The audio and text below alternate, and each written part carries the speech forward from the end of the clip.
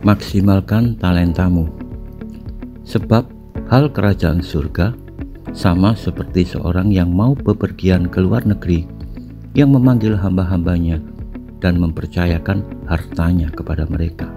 Matius 25 ayat 14. Perumpamaan tentang talenta di Matius 25 ayat 14-30 memberikan gambaran yang jelas tentang tanggung jawab kita atas karunia yang Tuhan berikan.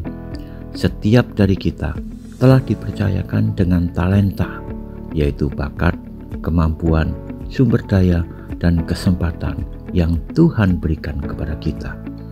Tuhan mengharapkan kita untuk menggunakan dan mengembangkan talenta ini bukan semata untuk kepentingan diri sendiri, tetapi untuk kemuliaannya dan kebaikan bagi sesama. Memaksimalkan talenta kita bukan pilihan, melainkan mandat ilahi. Ketika kita menyadari bahwa setiap karunia yang kita miliki berasal dari Tuhan, kita akan memahami bahwa kita adalah penata layan, bukan pemilik. Sebagai penata layan yang baik, kita memiliki kewajiban untuk mengelola dan mengembangkan apa yang telah dipercayakan kepada kita. Mengapa penting untuk memaksimalkan talenta kita? Pertama, ini adalah bentuk ucapan syukur dan penghormatan kepada pemberi talenta tersebut.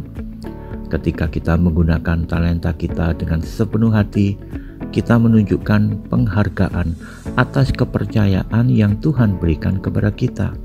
Kedua, memaksimalkan talenta memungkinkan kita untuk memberi dampak positif bagi dunia di sekitar kita.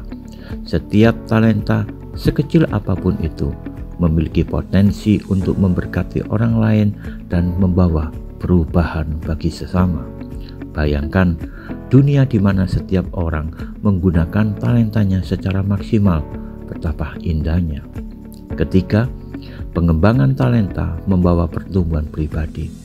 Ketika kita berusaha keras mengasah dan memperluas kemampuan kita, kita tidak hanya menjadi lebih terampil, tetapi juga lebih dewasa dalam karakter dan iman. Namun, memaksimalkan talenta bukanlah tugas yang mudah. Butuh kedisiplinan, ketekunan, dan keberanian untuk keluar dari zona nyaman. Ingatlah, suatu hari nanti kita harus mempertanggungjawabkan penggunaan talenta kita kepada Tuhan. Perumpamaan talenta ini mengingatkan kita bahwa akan ada hari perhitungan. Hamba yang setia dan produktif mendapat pujian dan pahala, sementara yang malas akan menghadapi konsekuensi yang serius.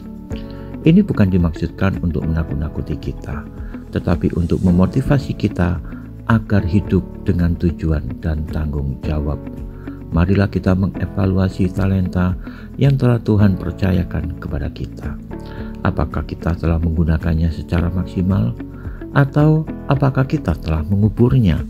Mari kita bangun tekad untuk mengembangkan dan menggunakan talenta kita sebaik mungkin, bukan demi pujian manusia, tetapi demi kemuliaan Tuhan dan kebaikan sesama. Dengan demikian, ketika hari perhitungan tiba, kita dapat mendengar kata-kata yang kita rindukan, dan Dia akan berkata, "Baik sekali perbuatanmu itu, hai hambaku yang baik dan setia." Kiranya Tuhan Yesus memberkati kita semua. Amin.